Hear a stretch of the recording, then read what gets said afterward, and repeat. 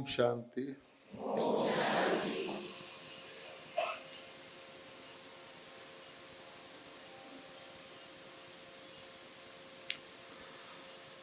राजयोगिनी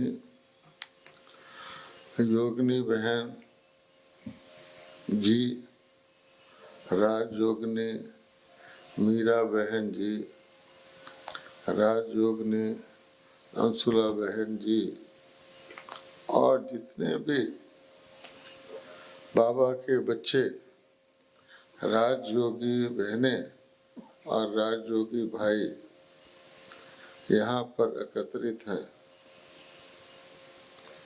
तो बहनों को वंदे मातरम और भाइयों को ओम शांति।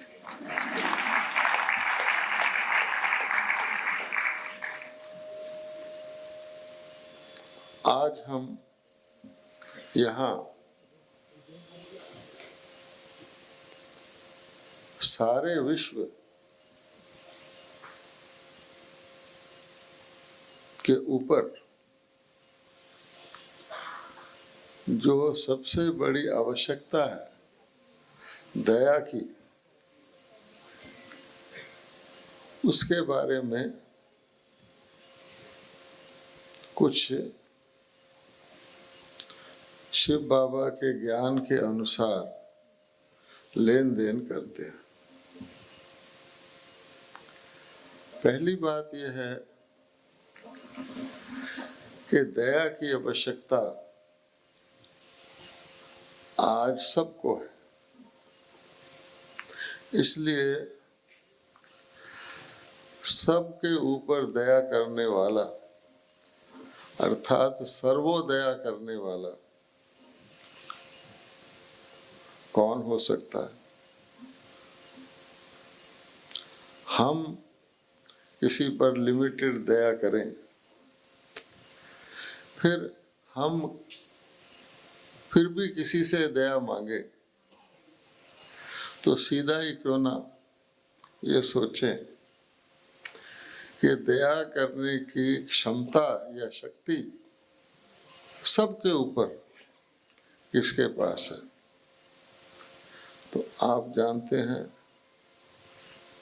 सत्यम शिवम सुंदरम, और उसमें क्या कहते हैं, दया करो, अर्थात सर्व के ऊपर दया करने की, जिसको कहते हैं भाव रखने वाले और उस दया की क्षमता करने वाले, और बार बार नहीं, एक ही बार सब प्रकार की दया करने वाले, उनके अगर हम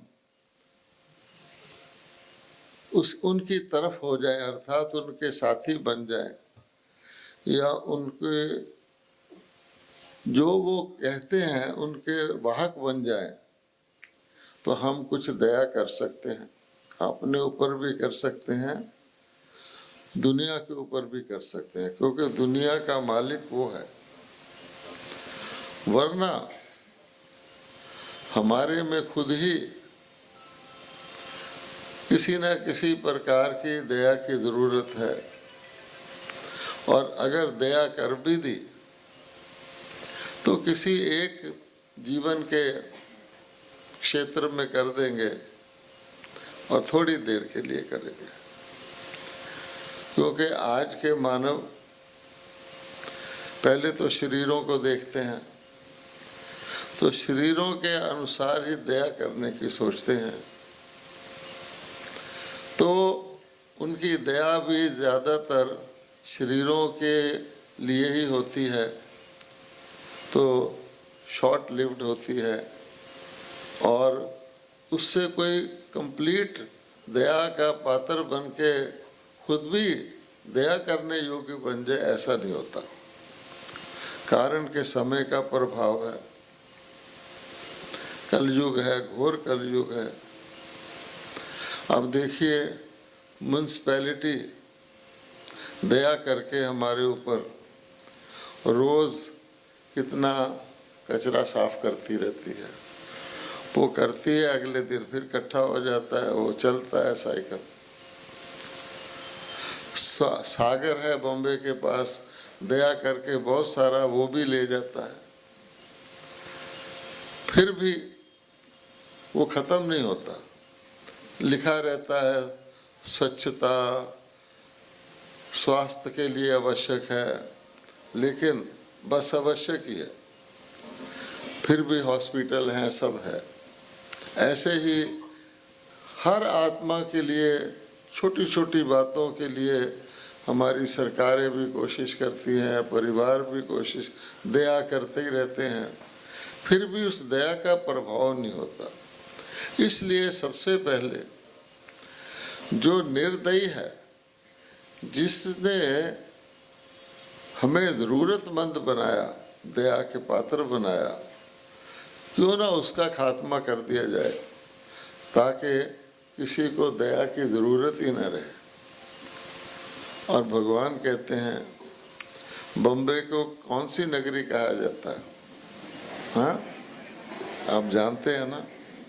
अच्छा, खुशी की बात है कि बॉम्बे नगरी में ही भगवान ऐसी आत्माओं को रखता है जो उसको जीत सके, क्योंकि जहाँ शिकार होगा वहाँ ही शिकारी जाएगा। और आप में से बहुत सारों ने आज की मुरली पढ़ी होगी कि वो जो शत्रु है उसका नाम केवल भारतवासी जानते हैं, औरों को तो उसका नाम भी नहीं पता। यानी जिस नाम से ये नगरी जानी जाती है, केवल इंडियंस को उस शब्द का पता है। विदेशों में जाओ, कहेंगे क्या बोल रहे हैं। यद्यपि कोई प्राचीन कल्चर को मायन कल्चर कहते हैं, पता नहीं है। अब भगवान कहता है रोज़ रोज़ हैं, सस्ता रोए बार बार, महंगा रोए एक बार, हैं 100 सुनार की एक लोहार की, इस प्रकार से वंस फॉर ऑल। तो परमात्मा के लिए प्रसिद्ध है कि परमात्मा एक एक व्यक्ति को, एक एक देश को, एक एक तरीके से नहीं, ऑलमाइटी है। तो एक ही बार सबके लिए आके ऐसी दया करते हैं कि देखिए, हमारे थोड़ा थोड़ा हमको याद है कि भगवान ने क्या किया था। भारत में ही कहते हैं, जो मारने वाला है वो मारने की बजाय प्यार करने वाला बन गया। शेर और गाय एक घाट पर कहाँ जल पीते थे? भारत में पीते थे। अच्छा, अब आप ये भी देख लीजिए कि जो जुल्म करने वाला होता है और जिस पर जुल्म किया जाता है, ताकतवर कौन है? शेर बकरियों को खाता है, छोटे पशु जानवरों को खाता है। वो छोटे जानवर आज भी बहुत संख्या में हैं, और शेर बेचारा जो है, उसकी नस्ल को बचाने के लिए गवर्नमेंट ने बजट में पैसा रखा हुआ है कि शेरों को ख़त्म ना हो जाए दुनिया से। आप सोच सकते हैं कि ज़्यादा ताकतवर चीज़ कौन सी हुई। इसलिए लोग काइंडनेस को, कंपैशन को कमज़ोरी समझते हैं आजकल, क्योंकि उनकी समझ ऐसी है। वो समझते हैं कि इसका ऑपोजिट है वो शक्ति है, और आज दुनिया में यही हो रहा है। लेकिन फाइनली भगवान कहते हैं, कितने भी शक्तिशाली बन जाओ, सुपर पावर बन जाओ, सारी दुनिया के ऊपर कोई राज नहीं कर सकता बाहुबल से। सारी दुनिया पर राज अगर किया है तो अहिंसा वालों ने किया है, दया वालों ने किया है। आप जानते हैं, भारत अहिंसा परमो धर्म हमारे लिए पार्लियामेंट में लिखा हुआ है। आज भी हम कहते हैं कि भारत के बापूजी ने सत्य और अहिंसा के आधार पर एक शक्तिशाली विदेशी साम्राज्य से आज़ादी पाई। एग्जाम्पल तो है, लेकिन ये लिमिटेड है। कई लोग ये क्वेश्चन करते हैं कि अगर हम दयालु बन जाएंगे, हमारे सोमनाथ के मंदिर को देखो लूट के ले गए हैं, अगर हम शक्ति ना रखें तो आजकल ये विचारधारा भी है, शस्त्र और शास्त्र दोनों साथ रखो, हैं, दया भी करो और परमाणु शस्त्र भी बना के रखो, वरना क्या पता। अच्छा, तो इसको कहते हैं इनकम्प्लीट, कि जिसको कहते हैं ना नियम हकीम, ना इधर के ना उधर के, तो ना आपका शस्त्र मदद करेगा ना शास्त्र करेगा। विद्वानों ने कहा है कि जैसे सूर्य के आगे अंधेरा आ ही नहीं सकता, इसी प्रकार से संपूर्ण अहिंसक के आगे हिंसा आ ही नहीं सकती। सवाल ही नहीं पैदा होता कि उसको ऐसी परिस्थिति का सामना करना पड़े। अगर अधूरे हैं कि ठीक है हम दया करेंगे, परंतु देखना बस फिर गया। इसलिए देवी देवताओं की जो भगवान दुनिया रचते हैं, अब आप देखिए एक ही बार परमात्मा है, उसको दया आती है कि देखो मैंने अपने बच्चों को नई दुनिया बना के दी, पैराडाइज बना के दिया, जिसको स्वर्ग, वैकुंठ, बहिश्त, जन्नत बहुत नामों से याद करते हैं। कहते हैं कि वहाँ देवी देवता राज्य करते थे, रहते थे, आराम से रहते थे, सब कुछ था, किसी की भी आयु जरा सी भी कम नहीं थी। आज भी उसका यादगार है। कोई व्यक्ति ओल्ड एज पर, बहुत ओल्ड एज पे शरीर छोड़ता है तो उसकी अर्थी नहीं कहलाती, उसको विमान कहते हैं। फूल से सजाते हैं, पैसे डालते हैं, बताशे करते हैं, लेकिन आजकल तो लंबी आयु भी एक प्रॉब्लम है। लेकिन सोचिए कि आप रात को सोए, सुबह आँख खुली, इस प्रकार से शरीर छूटे और नया जन्म मिल जाए तो क्या कैसा होगा। भगवान ने तो परफेक्ट वर्ल्ड रची होगी, फिर सारी लाइफ किसी को किसी प्रकार का भी मानसिक, शारीरिक, दैहिक, दैविक, भौतिक तापा कुछ है ही नहीं। प्रकृति बड़ी सतो प्रधान। अच्छा, हर चीज़ परफेक्ट। कहा जाता है कि भगवान ने जो दुनिया रची उसमें हर चीज़ ठीक समय पर, ठीक स्थान पर और ठीक विधि से होती थी। यानी आँख ने देखना है तो उतना ही देखना है जितना आवश्यक है, ना कम ना ज़्यादा, हर चीज़। तो परफेक्ट वर्ड था। आज उसका ऑपोजिट है। हाँ, आज क्या है सब कुछ, लेकिन या तो समय ठीक नहीं है, या स्थान ठीक नहीं है, या विधि ठीक नहीं है। इसलिए कहते हैं anything can happen to anyone, any time, anywhere. यहाँ कभी भी किसी को भी कुछ भी हो सकता है। तो बताओ ऐसी दुनिया में कोई क्या स्थिरता हो जाएगी, कोई किसी चीज़ के परसू भी करे काहे के लिए, आयु खत्म हो जाए, या कोई प्राकृतिक आपदा ही आ जाए, या कोई एक्सीडेंट ही हो जाए, यहाँ तो लिस्ट बढ़ती जाती है अस्थिरता के कारणों की। तब भगवान को तरस आता है कि देखो मैंने ये दुनिया रची और उसमें कुछ मुख्य बात बताई थी, धीरे धीरे धीरे धीरे वो बात ही गुम हो गई, बिल्कुल उल्टी दुनिया हो गई, उल्टी गंगा बह रही है, हर काम उल्टा ही हो रहा है। इसलिए भगवान ने कहा ठीक है बेटा, कोई बात नहीं।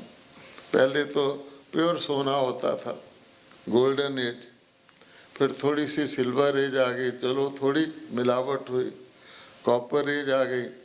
आजकल क्या है कि मिलावट की क्या ज़रूरत है, प्योरली नकली करो ना। मिलावट का क्या मतलब हुआ, सीधा ही नकली। तो आप देखेंगे हर चीज़ लोग नकली पसंद करते हैं, उनको अच्छी लगती है, और असली वाली को समझते तो कुछ भी नहीं है। अगर असली किसी के पास हो भी तो ऐसा सिस्टम है आज का कि उसको यूज़ नहीं कर सकता। आपके पास असली ज्वेलरी है, आप बाहर जाते हो तो कौन सी पहन के जाते हो, लॉकर में पड़ी है। इसी प्रकार से आपके पास कोई भी असली चीज़ है तो जो लॉ होता है ग्रेशियम्स लॉ कि bad currency outs good currency, अगर आप अच्छे तरह के सिक्के चला दो साथ घटिया तरह के भी चला दो तो घटिया चलने लग जाएंगे, अच्छे लोग स्टोर कर लेंगे, काम नहीं आएंगे। ये उल्टी दुनिया है। यहाँ आप देखेंगे झूठ बोलने से आपका काम आसानी से हो जाएगा, सच बोलोगे तो फंस जाओगे। इसको कहा जाता है उल्टी दुनिया। फिर धीरे धीरे नकली से भी आगे चले गए हैं, अब तो वर्चुअल है, खाली साए हैं, आपको कहीं जाने की ज़रूरत नहीं, मल्टी स्टोरी बिल्डिंग में बैठे हैं, ना कभी सनराइज देखना है ना सनसेट देखना है, लेकिन वीडियो में देख सकते हैं सनराइज सनसेट, तो सब आर्टिफिशियल। यहाँ बैठे आप पहाड़ी की सैर कर लो, वो भाई साहब गीत गा रहे थे, उसके पीछे क्या क्या सीन नज़र आ रहे थे, भाई ये है, बैठे बैठे मौज कर लो और कुछ नहीं, और लोग उसको पसंद करते हैं। इसलिए असली को नहीं करेंगे। आप असली ऑरेंज जूस ले लीजिए और एक ऑरेंज जूस का सोडा ले लीजिए, तो कौन सा टेस्टी लगेगा? सीधी बात है। तो हर चीज़ इस तरह की है, तो लाइफ अच्छा, हमारी हंसी खुशी भी नकली हो गई है। आजकल हमारी हंसी खुशी कैसी है? पड़ोसी के घर में बिल्कुल नई ब्रांड की नई बड़ी सारी कार आ जाए, हम भोजन कर रहे हैं तो भोजन छोड़कर क्या सोचेंगे, ये कार कहाँ से ले आया? अच्छा, अभी वो पड़ोसी ले आया होगा, तुमको क्या लेना है? चर्चा करते रहेंगे।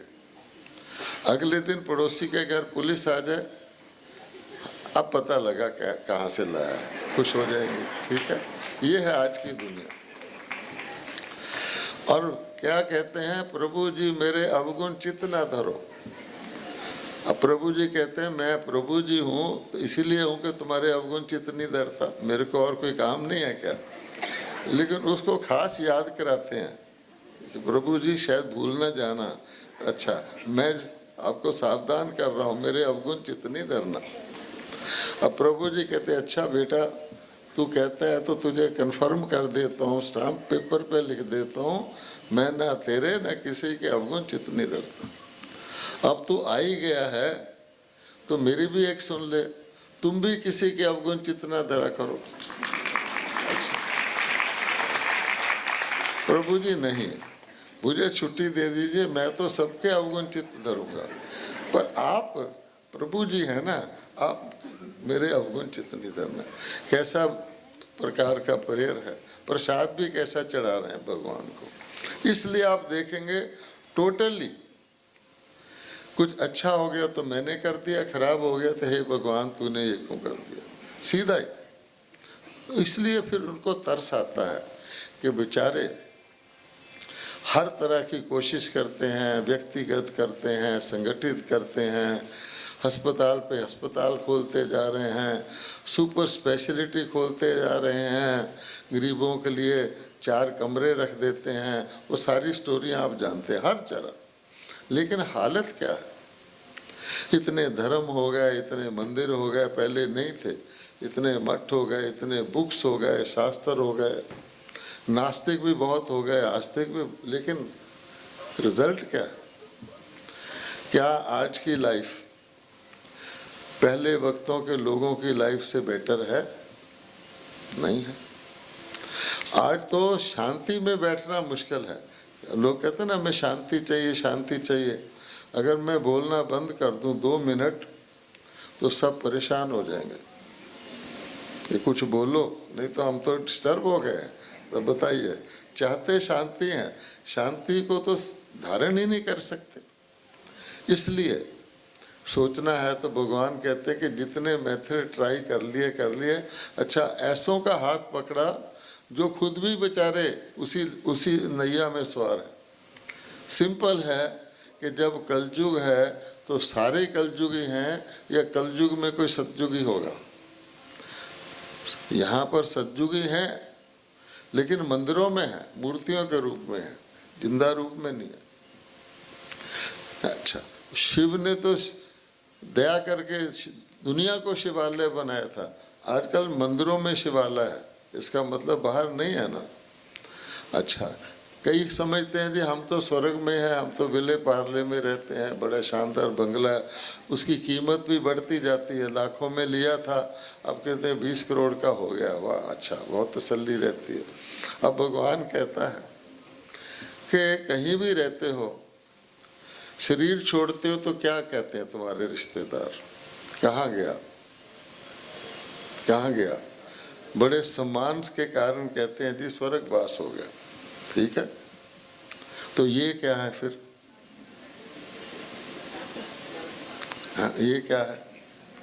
इसलिए अपनी बात को कंट्राडिक्ट करते हैं। हर एक जानता है सतयुग में ये चश्मे चढ़ते थे क्या किसी को, लेकिन नहीं, आज जो है चश्मे में भी डिज़ाइन आने लगे हैं, हीरे लगे हुए चश्मे भी आपको मिल जाएंगे।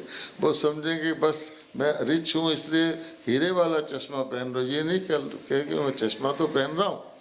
तो जूते भी आप देख लीजिए, गोल्ड और जगह से हट जाएगा, या तो दवाइयों की पुड़ियों में आ जाएगा, या चाय वाले में सिल्वर आ जाएगा, और कहीं नहीं है। इसलिए ऐसी खतरनाक दुनिया में हम छलावे में आ जाए। नाम इसका माया नगरी इसलिए रखा हुआ है कि रावण की लंका सोने की थी लेकिन दुखदाई थी। यहाँ आप किसी जगह चले जाएंगे आपको स्वार्थ मिलेगा, और जैसे चूहे को फंसाते हैं तो चूहे दानियाँ तरह तरह की आपको दिखेंगी। तो भगवान कहते हैं तब मुझे तरस आता है कि मेरे बच्चे जितना मेरे से दूर होते जाते हैं, बेसिक चीज़ को छोड़े हुए हैं, उतना दुखी होते जाते हैं, अति तक चले गए हैं, यानी बहुत ज़्यादा हो गए। तब भगवान को तरस आता है। और गीता में उसने, भारत में ही गीता है, भारत को ही भगवान का देश कहते हैं। भारत में इतने भगवान के नाम के फेस्टिवल हैं, अनेक प्रकार का पूजा पाठ है, गरीब भी जाके मंदिर में हाथ जोड़ आता है, तो फिर उसको तरस आता है। इसलिए अगर आज का विषय आपने देखना हो सच्ची रूप से, तो दया, अगर हमको दया करने के पात्र बनना है तो हमारे को भगवान से लेकर दूसरों को देना पड़ेगा। पहले तो हमारे अपने ऊपर हम दया करें, समझ में आए, फिर वो कहता है कि मेरे को तो कुछ चाहिए नहीं, तो मैं कर्म फिलॉसफी के अनुसार बच्चों से ही करवाता हूँ। आप देख लीजिए, गोवर्धन पर्वत को खुद उठाया लेकिन उंगली लगवा दी, क्यों? कि बच्चों को कर्मों का फल देना है, बच्चों ने उंगली लगाई। आप भी किसी मंदिर में जाते हैं, किसी दान की जगह, पैसा तो आपका होता है पर बच्चे के हाथ में देते हैं, भाई तू भी दान कर दे, क्योंकि बच्चे का भाग्य बनता है। तो भगवान कहता है कि मैं निराकार हूँ, मैं तो दुख सुख से न्यारा हूँ। तो इसलिए वो दया करने के लिए शक्ति देते हैं। तो आज का जो विषय है उसको गौर से देखेंगे। अभी प्रोनाउंस किया गया, बहुत इसी तरह समझते हैं कि दया के लिए स्पिरिचुअल एम्पावरमेंट है, या स्पिरिचुअल एम्पावरमेंट के लिए दया और करुणा है। तो वास्तव में दया और करुणा फ्रूट है स्पिरिचुअल एम्पावरमेंट का, यानी भगवान शक्ति दे जिससे हम अपने दुश्मन को भगा सकें। तो बेसिक बात शक्ति की है, क्योंकि आप जानते हैं कमज़ोर होगा उसको 100 बीमारियां आ जाएंगी, शक्तिशाली होगा, इम्यूनिटी होगी तो लास्ट में बीमार होगा आज के ज़माने में। इसलिए भगवान कहते हैं दुनिया वाले भी क्या मांगते, ये नहीं मांगते मैं धन मांगूँ, ये मांगूँ, बंगला मांगूँ, पर भगवान से सद्बुद्धि मांगते हैं, शक्ति मांगते हैं। इतनी शक्ति देना हमें दाता। अच्छा, अब शक्ति आपको भगवान दे तो आपको टेम्परेरी शक्ति चाहिए या परमानेंट चाहिए, ये जिसके बूस्टर डोज लगवाने पड़े हैं, या एक ही बारी चाहिए? तो भगवान कहता है मैं तो सर्वशक्तिवान हूँ। तो मैं आपको पहले ये सोचना है कि मुझे रोना आता है, ये माया की नगरी रावण रुलाता है, आप समझ लीजिए। अच्छा, हंसना खुशी चाहिए, ऑपोजिट, तो आपको टेम्परेरी खुशी चाहिए या परमानेंट चाहिए? तो सब कहेंगे परमानेंट चाहिए। तो कहाँ रखोगे? अगर आपको भगवान आज परमानेंट शक्तिशाली बना दे, क्योंकि ये शरीर तो थोड़े देर के लिए, अगले में भी चाहिए, अगले में भी चाहिए, वो तो एक बार ही आएगा, तो कहाँ रखेंगे आप? कहाँ रखेंगे? तो जरूर ऐसी जगह रखेंगे जो परमानेंट है। वो कौन सी चीज है? वो है आत्मा। तो इसलिए भगवान आके गीता में पहले आपको क्या सिखाते हैं कि पहले एक लॉकर तो खरीद लो जिसमें रखोगे। इसलिए वो कहते हैं कि पहले अपने आप को आत्मा मानो। शरीर में जो कुछ भी लोगे वो तो आज है, कल जाएगा। आप चले जाएंगे या वो चीज़ चली जाएगी। तो पहले वो कहते हैं कि मैंने पहले भी जब आपको ऐसी दुनिया, ऐसी दया करी थी जो बहुत युगों तक चली, वो उसके लिए पहले ये कहा था उस चीज़ में रखो, चाहे परमाणु शस्त्र चल जाए, चाहे अर्थक्वेक हो जाए, चाहे सारी बिल्डिंगें ढह जाएं, शरीर भी चला जाए, वो चीज़ आपकी कायम रहनी चाहिए। भगवान खुद भी कहता है जैसे बीज होता है, अब बीज बेचारा दिखता तो नहीं है, छोटा सा होता है बड़ का बीज, उसके अंदर कितना विशाल वृक्ष होता है, लेकिन फाइनली वृक्ष सब फल फूल दे के सूख जाएगा तो वो बीज रहेगा। तो जिसके पास बीज है समझिए उसके पास वृक्ष है। तो भगवान ने हमको पहले सिखाया पातर शरीर नहीं है, आत्मा है। अब वो कहता है जो पातर है जैसे उसके अंदर भी आप ऐसी चीज़ डालो जो ठीक तरह रह सके। आज क्या है, आपको पहले तो चीज़ें कोई ना कोई कम जास्ती होती है, अब सारी लाइफ में इकट्ठी करते रहो, फिर रखोगे भी जहाँ आपको उसका सुख नहीं मिलेगा।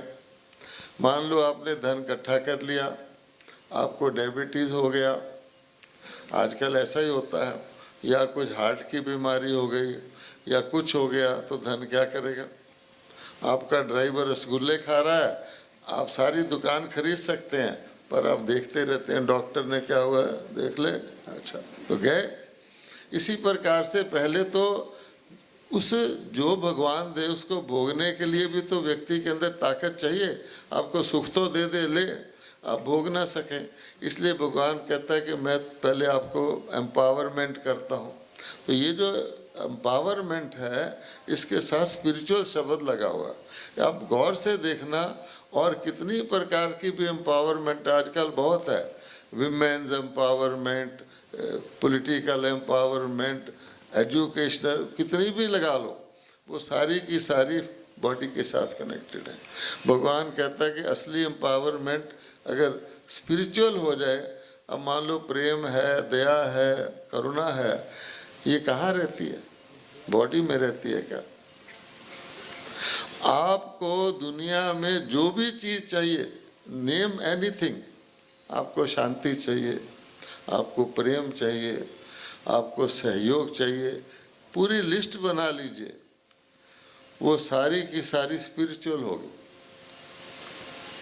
कुछ भी आपको जो हम चाहते हैं ना चाहिए, संतोष चाहिए, सेफ्टी चाहिए, सब स्पिरिचुअल होगा। इसलिए किसी भी मूल्य को मटेरियल वैल्यू कहना मिसनोमर है, ये गलती है। तो भगवान इसलिए कहते हैं कि स्पिरिचुअल एम्पावरमेंट, उसमें सब कुछ। तो हमको भगवान क्या करता है? एक ही बात कहता है, सर्वगुण संपन्न। बस अगर सर्वगुण संपन्न हो गए तो आप समझ लीजिए अवगुण है ही नहीं।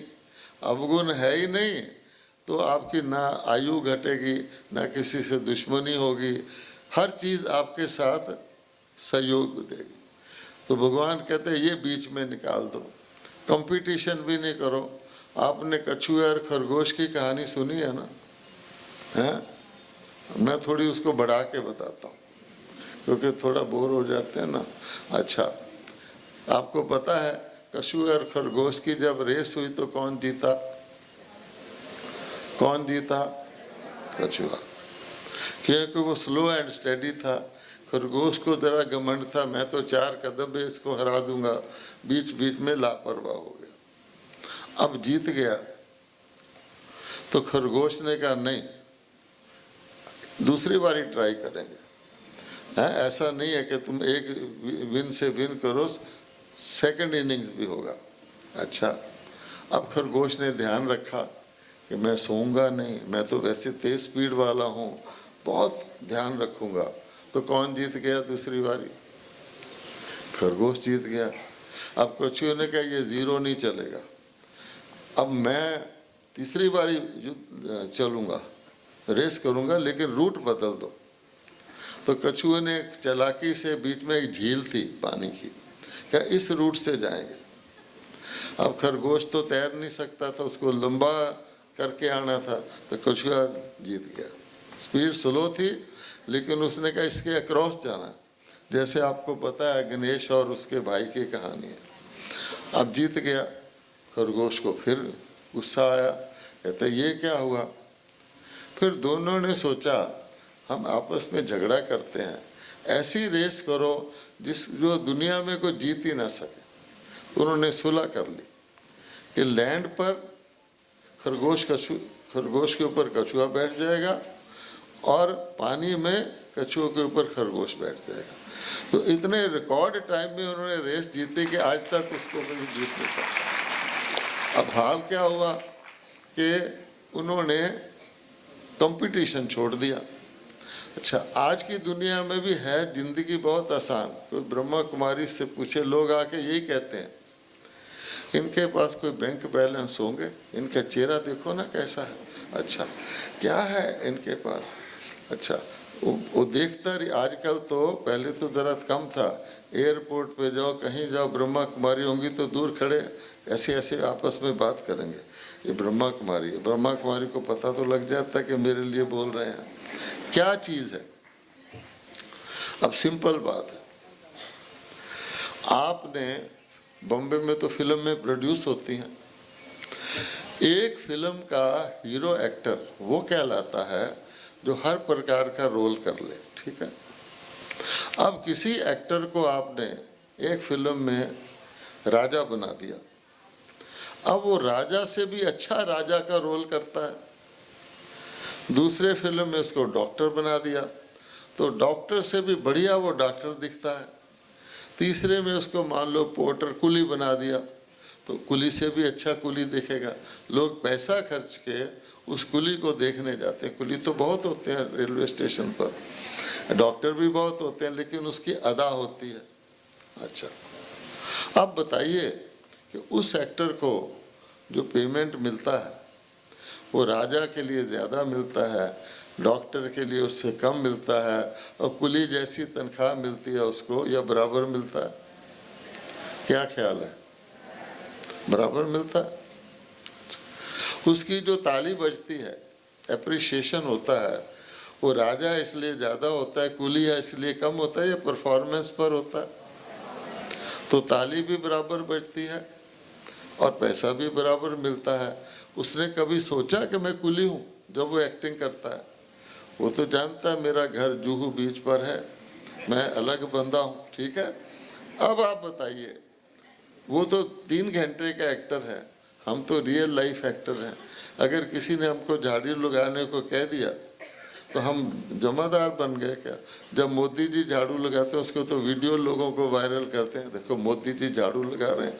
अगर हम यही समझे कि हम अपने स्टेटस में हैं, हम फलाना एक्टर हैं, मुझे रोल मिला हुआ, तो आपकी अप्रिसिएशन होती कि नहीं होती? इसलिए अब बताइए कि रोल से क्या फ़र्क पड़ता है? आपकी स्थिति जो है वो अगर टॉप की है, पहले ब्राह्मण लोग चोटी रखा करते थे, अब वो काट दी है, टॉप मैंने ऊंची स्थिति है, तो आपको क्या तकलीफ है? एक यानी रबिश जिसको कहते हैं खाद होती है, उसमें गुलाब का बीज डाल दो तो फाउल स्मेलिंग उस कंपोस्ट से भी वो खुशबूदार गुलाब पैदा कर देता है। तो क्या हम इस दुनिया में जैसा बीज होगा, मिर्च के बीज से मिर्च निकलता है, आत्मा आपका बीज है, क्या आप इस खराब दुनिया से अच्छी चीज़ एक्सट्रैक्ट नहीं कर सकते? डेफिनेटली कर सकते हैं। इसलिए सिर्फ, और अगर हम नहीं करेंगे तो कहा जाता है सकल पदार्थ हैं जग माही, भाग्यहीन सुख पावत नाही।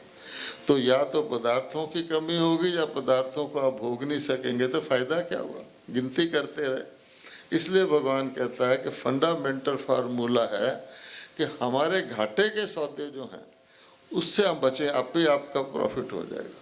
तो घाटे का सौदा यही है, हम खाम का 5 तरीके भगवान ने बताए हुए हैं कि अपने आप को रॉन्ग आइडेंटिफिकेशन से 5 बीमारियां पैदा हो जाती है। आप सब बीके हैं, जानते हैं। जो ही अपने आप को पहले आत्मा समझते थे, प्योर आत्मा थे, तो आप स्वर्ग में थे। भगवान ने वो रचा था, वो भी परमात्मा है, वो कोई शरीर नहीं है। जब अपने को शरीर मानना शुरू किया तो भगवान भी शरीर वाले बना लिए कि जैसा बंदा वैसा ही भगवान चाहिए उसको। अच्छा, अब शरीर तो मृत्यु को प्राप्त होता है।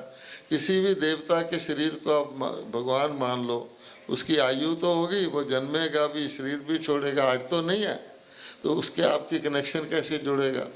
फिर बॉडी मानने से उल्टी गंगा या कोई कार्ट बिफोर द हॉर्स कर ले तो 5 बीमारियां पैदा हो जाती हैं। वो अंदर ही अंदर हैं। आपके अंदर काम वासना पैदा हो जाएगी, क्रोध पैदा हो जाएगा, लोभ मोह अहंकार। अब आप लाख यत्न कर लो, किसी के अंदर भूत आ गया, अब उसको खाना खिलाओगे तो भूत खाएगा कि वो आप खाएंगे, है ना। क्रोध खा जाएगा उसको। जो भी आप चीफ जस्टिस बन जाओ, अगर आपके अंदर क्रोध है वो आपको वहाँ भी परेशान करेगा। तो परेशान तो क्रोध कर रहा है ना। कोई रिश्तेदार कोई भी होगा तो आपका वो प्रकट हो जाएगा। तो इसलिए किसी अच्छे सेब के अंदर कीड़ा है तो फिर क्या होगा। और कीड़े बड़े होशियार होते हैं, पालक के अंदर हरा कीड़ा, अमरूद के अंदर सफ़ेद कीड़ा, ताकि वो दिखे ना। तो इसलिए भगवान कहते हैं वो अंदर घुसे हुए हैं, आप बड़े खुश हैं, मैं ये कर रहा हूँ वो कर रहा हूँ, अंदर ही खा जाते हैं। इसलिए भगवान कहता है कि सारी आत्माएं जब सेकंड हैंड दुनिया हो जाती है तो सेकंड हैंड का कितना भी हो, आपको पता है जो कार सेकंड हैंड की बजाय 4th हैंड हो जाए, सेकंड हैंड तो हम द्वापर में हुए थे, तो उसका क्या होता है, उसकी हर चीज़ बजती है सिवाय हॉर्न के, है ना। उसी को कार कहा जाता है। ऐसे कोई व्यक्ति उसको चलाता नहीं है, मैकेनिक ही उसको चला सकता है। फिर भगवान को तरस आता है कि देखो मैंने उनको परलोक से भेजा, शुद्ध परफेक्ट बना के, बहुत समय अच्छे रहे। ये भी लॉ है दुनिया का, हर चीज़ अच्छी नहीं रहती। नया 9 दिन, पुराना 100 दिन, हमारा थोड़ी कसूर है। अब मेरी आयु 90 साल हो गई, कभी मैं बच्चे की तरह भागता फिरता था, अब मैं वो थोड़ी कर सकता हूँ। तो ओल्ड तो होना ही है। आप कहेंगे हम तो यंग हैं। ये बताइए कि कल से आज तक आप एक दिन पुराने हुए हैं कि नहीं? हैं? शीशा देखोगे तो लगे हम वही हैं, मुस्कुराओगे भी, लेकिन फैक्ट ये है कि कल से आज तक हम एक दिन पुराने हो गए। इसको कोई नहीं रोक सकता। ये हॉल भी एक दिन में पुराना हो जाता है, लेकिन धीरे धीरे होते हैं। कोई 10 साल बाद देखता है तो कहते हैं अरे भाई तुम्हारा तो ये हो गया। इसलिए भगवान कहता है कि पुराना होना भी नियम के अंदर है, लेकिन पुराने को नया करना, जो खुद पुराना हो गया वो अपने आप को नया कैसे करेगा, उसको तो कोई दूसरा नया करेगा। तो पहली गलती आज हमारी सारी दुनिया क्या कर रही है, पुरानी दुनिया को ठीक करने की कोशिश कर रहे हैं, बूढ़े को जवान बनाने की कोशिश कर रहे हैं। आप देख लो, जब ब्रह्मा कुमारी कहती हैं कि भाई ये तो दुख की दुनिया है, भगवान कहता है मैं इसको परिवर्तन कर दूं, कहते हैं कुछ भी करो, यही रहने दो, परिवर्तन ना करो। क्यों कि बेचारों को ये नहीं पता कि परिवर्तन के बाद हम भी रहेंगे। आपको पता है कि भगवान ने हमको ज्ञान दिया हो कि एक्यूरेट हर चीज़ है, उसमें आप फॉल्ट फाइंड नहीं कर सकते। एक बार नारद जी चले गए भगवान के पास, बोले हे भगवान, जैसे वकील होते हैं, मैं आपसे एक रिक्वेस्ट करने आया हूँ, न्याय मांगता हूँ। तो उन्होंने मुस्कुराए, भगवान क्या करेंगे, बोलो बेटा। बोले देखिए सतयुग में थोड़े से लोग हैं, और कलयुग में इतने हैं कि मुर्दा जलाने के लिए भी लाइन लगती है, कॉलेज में दाखिले के लिए भी लाइन लगती है, तो आप थोड़े इधर से इधर क्यों नहीं ट्रांसफ़र कर देते? वहाँ प्लेंटी है, हैं?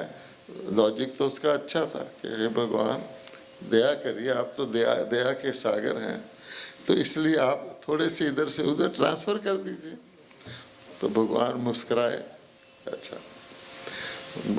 तो कहते मेरी मान लीजिए ना, कहते अच्छा चलो तुमने परमिट किया, जितने उधर से इधर आना चाहे ले आना। खेल शुरू हो गया।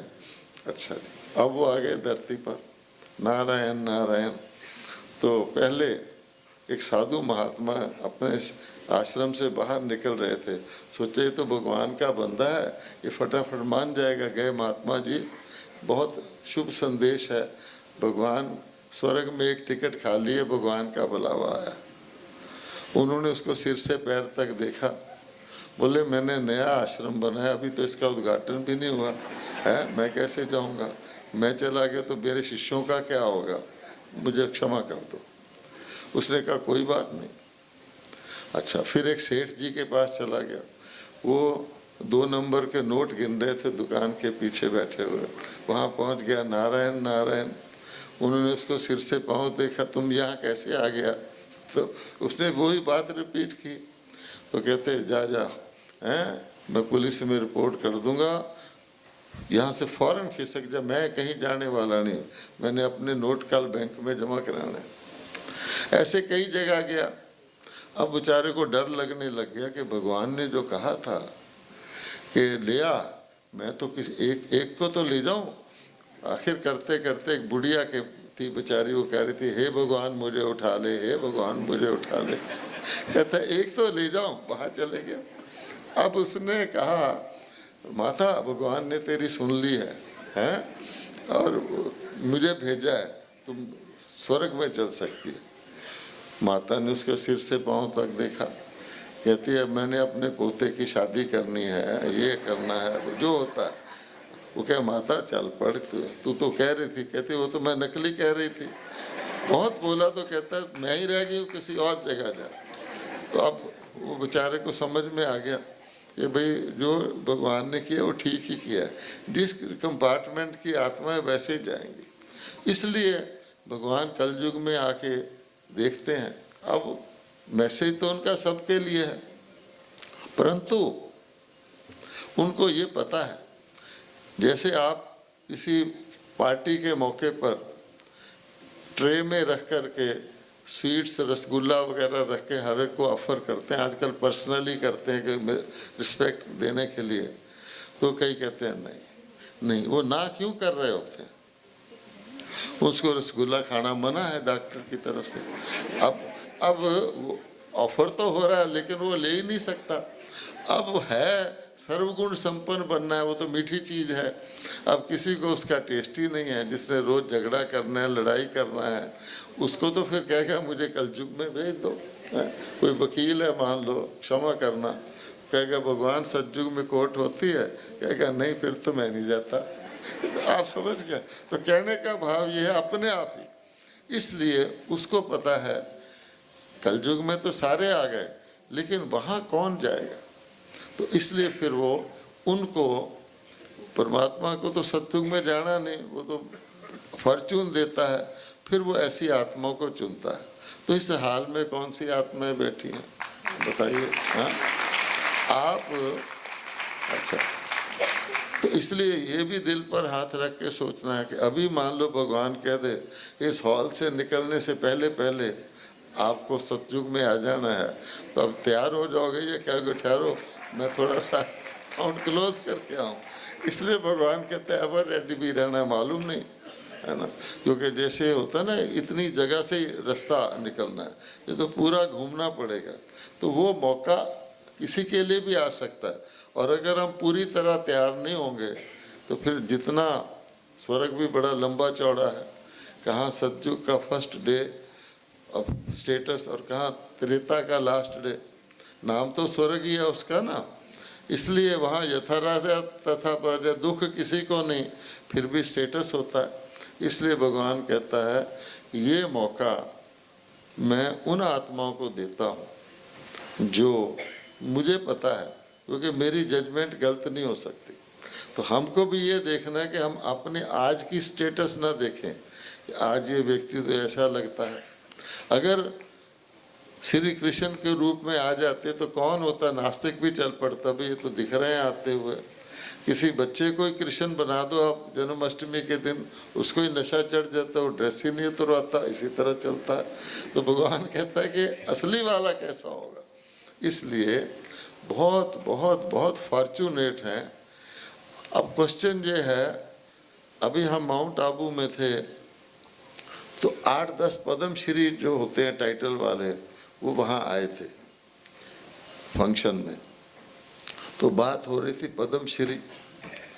तो भगवान कहता है पद्म श्री क्या होता है? पद्मा पदम भाग्यशाली। सौभाग्य भी तो 100 ही हुआ ना, दुर्भाग्य से सौभाग्यशाली अच्छा। पद्मा पदम। अब पद्मा पदम के लिए कोई बैंक है जिसमें आप पद्मा पदम जमा करा सको? नहीं है। अब भगवान कहते हैं मेरी इनकम का तरीका बड़ा शानदार है। एक के साथ आप शिव कहो 10 हो गया, दूसरा शिव कहो 100 हो गया, तीसरा कहो 1000 हो गया। अगर आपने 10 बिंदियां लगा ली तो आपकी तो गिनती खत्म है ना। मैं चार्टर्ड अकाउंटेंट होकर यहाँ क्यों आया? तो वहाँ तो उल्टा हिसाब था, लेने वाले को फ़ायदा है, देने वाले को नुकसान है। यहाँ मैंने सीखा कि देने वाले को फ़ायदा है, लेने वाले को नुकसान है। मैंने कहा छुट्टी। अच्छा, फिर गिनती कैसे करेंगे? वहाँ तो अकाउंट का शब्द ही नहीं है, अनकाउंटेबल जिसको कहा जाता है, बिंदियाँ लगाते जाओ। ये सब जानते हैं। आज मैं आपको एक और बात अच्छी सुना रहा हूँ, गौर से सुनिए। बिंदी लगा के आपका बढ़ता है, ये तो ठीक है। अगर आपके पास 100 है और 100 में आपने एक बिंदी लगाई तो कितना हो जाएगा? 1000, है ना। ठीक है। 1 लाख है, उसके साथ बिंदी लगाई तो कितना हो जाएगा? 10 लाख। अगर 1 करोड़ है, उसके साथ बिंदी लगाई तो कितना हो जाएगा? तो बिंदी की वैल्यू चेंज होती है कि नहीं? 100 में बिंदी लगाओगे तो कितना फ़ायदा होगा, और करोड़ में बिंदी लगाओगे तो कितना फ़ायदा होगा। तो दादियों की लगी हुई बिंदी, उसकी वैल्यू कितनी है। और अगर हम साधारण बिंदी लगाएंगे, बड़ी खुशी है कलयुगी लोगों से, हम अच्छे हैं, देखो जी उनके शौक हो जाते हैं, हम तो कोई फीलिंग नहीं आती। मरे मम्मा अम्मा मरे तो भी हलवा खा लेते हैं, ये कोई ख़ास बात नहीं है। इस वक्त कोई गोल्ड माइन पे जाए और जेब भर के ले आए या झोली भर के ले आए, उसको अक्लमंद कहेंगे? भगवान कहते थोड़ा सा प्राप्त किया, इसलिए कहते हैं जमा करो, जमा करो। जितना आप जमा करेंगे आपकी बिंदी की वैल्यू बढ़ती जाएगी। तो इसलिए, क्योंकि हमको कितना चाहिए, कितना चाहिए? 21 पीढ़ी। ये संगम का युग ही हमको 10 साल ही सोचते बहुत लंबे हो गए, ये तो कलयुग के साल हैं। 21 पीढ़ी के लिए कितना चाहिए? परंतु इसमें पक्का विश्वास चाहिए। आजकल आपको पता है दुकानदार सेल करने के क्या थे ना, बाई 1 गेट 1 क्या फ्री। अच्छा, कई फिर ज़्यादा प्रलोभन देते हैं। जहाँ तक बाई 1 गेट 3 फ्री है तब तक तो लोग सोच लेते हैं। कोई कह दे बाई 1 एंड गेट 21 फ्री तो कहेंगे माल ही ठीक नहीं होगा, फ्री साथ 21 साथ दे रहा है ना। अच्छा, इसलिए भगवान कहता है कि बाई 1 21 फ्री उनके दिमाग में नहीं आता, तो सोच ही नहीं सकते कि ऐसा हो सकता है, इसलिए वो फिर सौदा नहीं करते। कहते हैं एक साइकिल रिपेयर करने वाला था, उसकी 2 करोड़ की लॉटरी निकल गई। अब उन्होंने सोचा इसको सीधा बताएंगे तो शायद इसका हार्ट ही फेल हो जाए, क्योंकि 2 करोड़ तो उसको गिनती भी नहीं आती थी। तो उन्होंने एक बहुत इंटेलिजेंट व्यक्ति भेजा कि इसको धीरे धीरे तैयार करो फिर इसको देना। तो वो चला गया, लंबी स्टोरी है। उसने कहा भाई अगर तुम्हें कितना रोज़ कमाते हो? 200। अगर तुम्हें 500 रोज मिल जाए, थोड़ा खुश हो गया, कहते मैं ऊपर छतरी लगा लूँगा ताकि धूप ना आए। फिर करते गए, फिर कहते पीछे की दुकान किराए पर ले लूँगा, और बढ़ाता गया। वो बेचारे का खून तेज़ी से दौड़ने लग गया, इतना इतना इतना, मैं साइकिलों मैन्युफैक्चरिंग कंपनी शुरू कर दूंगा, आदि आदि। फाइनली उसने जब 1 करोड़ तक पहुंच गया, तब उसके दिमाग से बियॉन्ड हो गया। उसने कहा आधे तुम्हें दे दूंगा। उसका हार्ट फेल हो गया जो बताने गया था उसने। तो कहने का भाव क्या है कि अगर आप को कोई ऐसी अनइमेजिनेबल प्राप्ति हो जाए तो नेचुरल है कि व्यक्ति का दिमाग घूम जाएगा। भगवान जादूगर है, तो वो कहता है कि लोगों ने तो ड्रीम की सपन देखे हुए हैं कि स्वर्ग क्या होता है, अब सचमुच का स्वर्गवास हो जाए तो बड़ी डर लगने लग जाता है उनको। तब कहता है कि मैं उन आत्माओं को जिन्होंने अनेक बार स्वर्ग देखा है, उसका वास किया है, उसका अनुभव किया है, उन्हीं को ये ज्ञान पल्ले पड़ेगा। नहीं तो कई सोचते हैं गॉडली नॉलेज, और ये आदमी समझ क्यों नहीं रहा, तो ये नहीं सोचते कि इसमें डिफेक्ट है, वो सोचते गॉडली नॉलेज में कोई डिफेक्ट होगा। जिसको डाउट होता है ना, वो इस तरह सोचता है। तब करके भगवान कहता है कि निश्चय आत्मक बुद्धि विजयंती, संशय आत्मक बुद्धि विनशंती, और विनाश काले साथ कहते हैं, क्योंकि किसी भी नाटक का सबसे इम्पोर्टेंट दृश्य कब होता है? पहले तो एक साइड जीतती है, दूसरी, ऐसे होता रहता है। जब क्लाइमैक्स आता है तब पता लगता है। कई बार मिस्ट्री होती है, फिर कहते हैं अच्छा ये सच निकला। तो भगवान कहता है विनाश काले विपरीत बुद्धि और विनाश काले प्रीत बुद्धि। कई हैं, चलते रहते हैं, अंदर कोई डाउट रहता है, और फिर क्या कैसे पूछते हैं आके, कहते देखो मेरे को तो पक्का निश्चय है, लेकिन कोई पूछता है ना, उसको मुझे बताना पड़ता है, इसलिए प्लीज इसका उत्तर दे दीजिए। स्टाइल होता है ना उनका पूछने का। तो ज्यादातर क्या पूछते हैं, अगर सृष्टि का ड्रामा फिक्स है तो मेरे हाथ में तो कुछ है ही नहीं। हाँ जी, हो गया, अच्छा, ओके, बहुत अच्छा। कई बार फिल्म का बीच में दी एंड आ जाता, अब क्या कर सकते, कोई बात नहीं।